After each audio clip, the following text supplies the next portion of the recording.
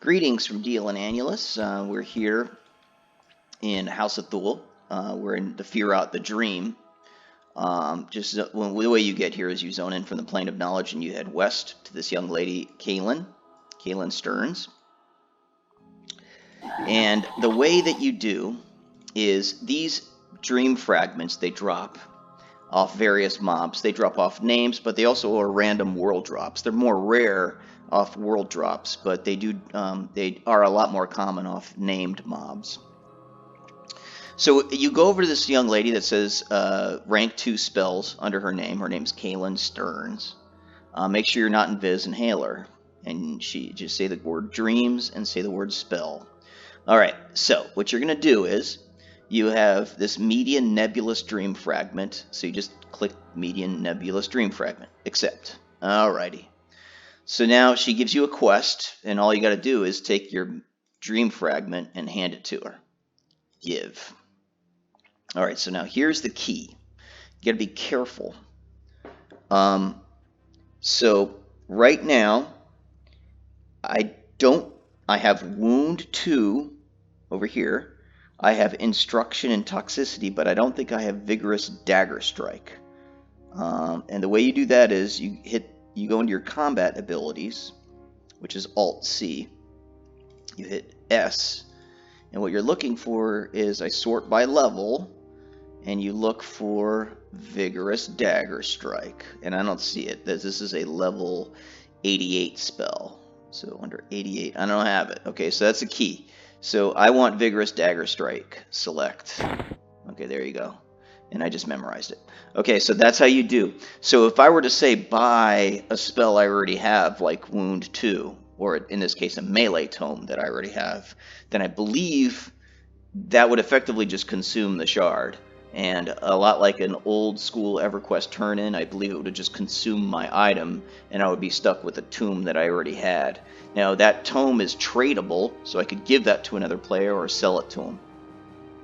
But these fragments drop pretty regularly. But there is the risk of losing your items, so you got to be a little careful about how you do this turn-in. Actually, instead of it being more losing your item, it's kind of like a wasted turn-in. So that's kind of the bigger issue. You can, looting a spell or a tome you don't need. It's just wasteful. So nobody wants to do that. So you got to make sure that you do this correctly. That's kind of why I kind of interrupted that video a little bit. Annulus got a bunch of new spells. He got his new lull up to level 90. It's his outdoor lull. He got a new frost nuke, a new dot. He got a new damage shield. So yeah, Annulus got a whole bunch of new spells. So these rank 2 are pretty nice. You do have rank 1s that you can buy. You need a little bit of faction. They're not so expensive, but the rank 2 gems drop regularly enough that you generally don't have to purchase the rank 1s. I'm just going to throne. Let's go home, and I'm going to show you some stuff in our neighborhood. Okay, well, here we are back in Kith and Kin Village number 1. We're going to head over to 101 and 102 Park Circle, my home address. And I actually have Annulus here in deputy form. There's his deputy outfit. And the one thing I wanted to show, let me go ahead and link it here. Boom, and boom, enter. Okay, so this right here, this wrist guard, is Annulus's Raid TSS era gear. Vinesh's Evergreen wrist guard, modified. He actually has this in his left bracer. And this is the Tier 2 group gear from House of Thule. And you can see that, the AC is much higher. Every single stat is higher with the exception of 15 attack. So Annulus does lose 15 attack, but he also gets a kick modifier here, which is nice. Annulus likes to kick. But you can tell that the AC is significantly higher. And this Tier 2 group gear can be upgraded again. So we're starting to see a narrowing between the group gear and raid gear. We're starting to see it now in House of Thule. So that's pretty cool. That means, my raid box can increasingly have a gear appropriate for raiding, even though it's just higher tiered group content. So let's go to the home. Let's go to our home. And let's go to my address. I wanted to show you a couple additions to the house, which is nice. Here's Deal's house, which is a little more functional than Annulus's. I'm really starting to like Annulus's house a lot. So here's 101. And you can tell I moved my pets. I moved my cat indoors. Here's Loziel. I have him just placed here on top of a picnic table. There's my Soka car over there just at my front porch, but I don't really have them moving around. And here are my 3 trophies. I did want to show you, I didn't think I really covered this in the last video about the tribute, how to do that. What you're going to do is you're going to go to Alt-U, and you see how you have this trophy button. To activate the trophy from your house or guild hall, and that's whether the trophy is placed inside your house or outside your house, you go into the EQ button, you go to real estate, you go to trophies over here. Boom, you get this window. All right, and then what it says is these are your available trophy benefits. You go to upgrade, you move it over, and now it populates into this window, your tribute window, right? And then you go to your Peerless Pestle. In this case, the benefit is, the trophy is for poison making. You see how my make poison is 300? Just hit activate, and now it goes to 345. The cool thing is, there's my Peerless Pestle right there. That guy right there. So he's not in my inventory, and I'm at the 345 skill.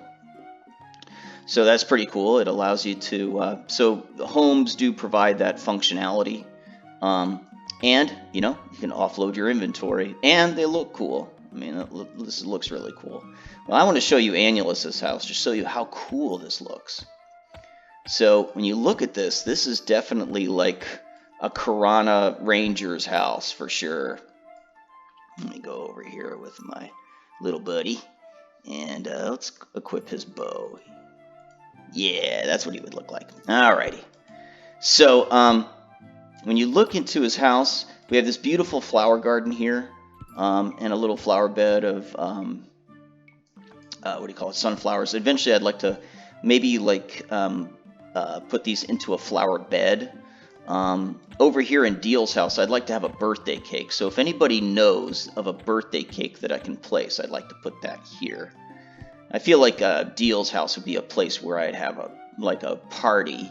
And Annulus, I think, is more of like a dinner with friends kind of a guy. So increasingly, I feel like Deal and Annulus are kind of like my own personal id and super ego. I guess Annulus keeps the super ego in check, or is it the id, or the super ego keeps the id in check? I don't know. I'm not a psychiatrist, But anyways, I do feel like I do have this party side of me, but I also have this sort of responsible side of me. I'm way off topic. So anyways, I'd like to encase these in flower beds if possible. And I do have a nice archery range. Any self-respecting Karana Ranger should have an archery range in his front yard. He's got some bears that are spectators. He's got all of his bows that he's collected over the years. Right here this is his corrupted Shizar bow. So this is his Bane damage versus Emperor Sra. Over here, this is his Yitrim imbued bow. This he used for Lord Inquisitor Seru. There's a Seru Bane, right? Over here is his bow of storms. He got this off of Lord Inquisitor Seru. Here's his Fletcher's arrow, which I propped up against this table, it's on the table and propped up against the wall of this barn. And this is Annulus's fletching trophy, which is cool. He's got a ballista here. So you can see, this just looks so cool. So we got this idea for my guild, because my guild, Kith and Kin, we really love competitions and getting members involved.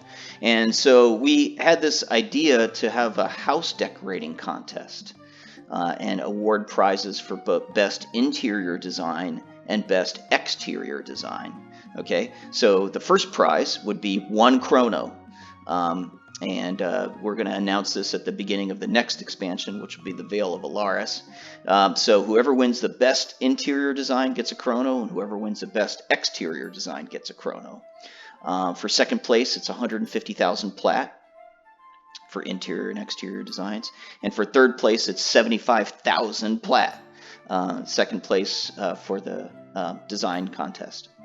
And what I like about this contest is it's less about being uber and having the best gear, and it's less about having bragging rights over who can kick the most butt in an arena type contest or a mano versus contest, PvP contests.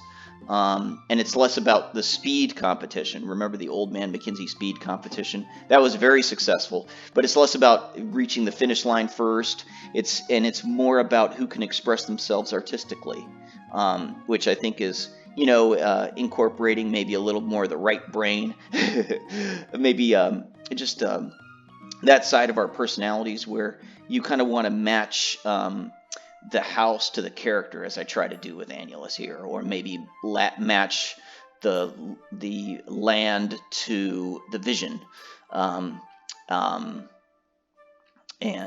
So whoever can do that the best and impress the judges the most, they win.